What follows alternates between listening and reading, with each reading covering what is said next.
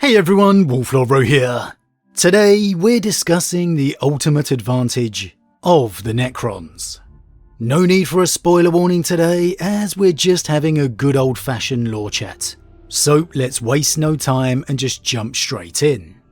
Now, of all the factions and empires dominating the galaxy, the Necrons are the faction that surely has the greatest potential. Potential in terms of victory. Sure, Chaos has the galaxy on the ropes.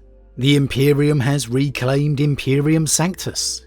The Tyranids have emerged in greater number than ever before. And really, every faction gets that tease of, if things just work out right, they could be the galaxy's doom. However, the Necrons in particular for me just feel really well suited to counter most of the threats against them. Thanks to biotransference, they are now immortal, meaning time is always on their side, happy for campaigns to play out for centuries if they need to. As the soulless beings they have become, the warp has no influence over them, the manipulating seeds of chaos obsolete. Their metallic bodies are no sustenance for the Tyranids, and they have technological superiority over everyone in the galaxy. Even the limitless tides of the Orcs are somewhat stymied, thanks to the Necrons' reanimation protocol. And given the Infinite Empire once ruled this very galaxy, who's to say just how many more tomb worlds lie slumbering? How many more billions, trillions of Necrons await to be woken? Honestly, it's a good thing for the galaxy as a whole that the Necrons haven't emerged from hibernation en masse yet. Otherwise, the war may already have been won. And let's just focus on that for a second. The Necrons haven't even emerged in full force yet, and still, they already represent a huge threat to the galaxy. Every other race and faction is at their peak, but for the Necrons, they've only just begun. In a way, they are already the hopeful saviour of the galaxy, as it is their noctillive technology that can push back and reverse the flow of the Immaterium.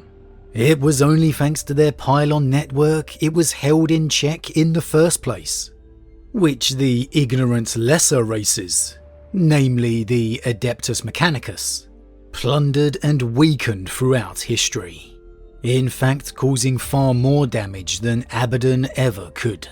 It is this technology in which Belisarius Cawl has invested his time, but as of yet unable to get a network functional, which again he is hoping to plunder Necron knowledge to do so. Even if Cawl is successful, as much as he desires to be seen as the galaxy's saviour, in truth it is undoubtedly the Necrons. Belisarius would be able to do nothing without them. Perhaps the biggest disadvantage for the Necron faction is their fractioned state. The power plays and struggles amongst the dynasties, spending just as much time warring against each other as they do any lesser race.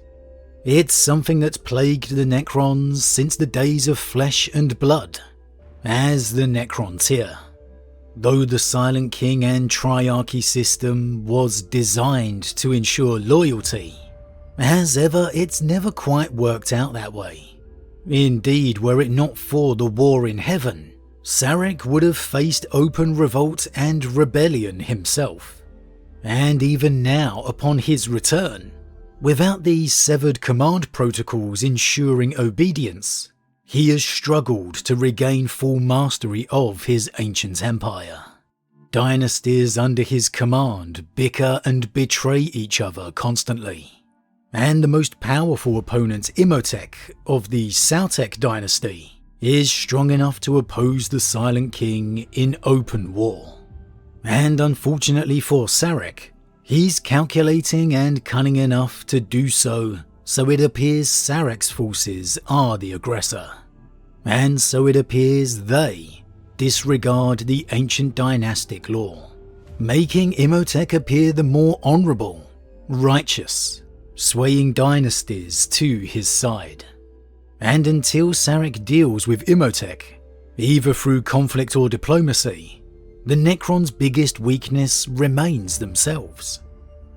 However, for this weakness, and for all the big advantages the Necrons possess, there is one factor for me that overrides all of it, that truly gives them the advantage over everyone else, no matter what their flaw. And that is Chronomancer, the manipulation of time. The Crypteks of the Necrons are immensely powerful, the various disciplines ranging from engineer style to the more out-and-out sorcerer. There's a nice little article on the various types in this month's White Dwarf, which inspired today's conversation, and I definitely recommend checking it out. But for me, by far and away the most important, or at least the ones that truly give the Necrons the edge over everyone else, are the Chronomancers, the Crypteks who are able to manipulate and specialise in time. Now, for the most part, these acts are limited small scale to the battlefield, the speeding up of allies or the freezing of enemy. However, they can, and do come in a grander scale too. Enemies can be thrown into a time loop, forced to relive the same moment of time over and over again. Entire planets have been placed into some form of time-accelerating field, rapidly pushing the world through its evolutionary cycle to its final doom. All incredibly powerful and terrifying prospects. In being able to place entire worlds into a different flow of time, the Necrons truly have a power and potential here that is unmatched. Just think about it. They could return Prospero to its height before it was devastated by Russ and his legion. They could return the ruined craft worlds of Eandon or Biltan to their glory, or even return Terra itself back to before the siege. A throne world as it was meant to be. Now, of course, the Necrons would do none of those things, but the same applies to their benefit, returning a tomb world devastated by the Tyranids back to life, bringing back a hibernated tomb world lost to technological failure, giving them another chance to save the lost dynasties. They could refight campaigns and battles against their foes, learning from mistakes and defeats each time until they won. Or they could simply just save their worlds from natural disaster. I mean, this is an advantage no one can match. The forces of chaos may have existed outside of time within the warp, the legionaries the very same as those from the heresy, but they cannot control it. Yet as amazing as that power is for the Crypteks and the Necrons, maybe it's Oricon the Diviner who represents something even greater, as he is able to travel back through his own timeline, to ensure it all unravels and transpires as he wishes. Losing to a foe, or if something happens he just doesn't like, he's able to go back and correct it, travelling centuries if he needs to.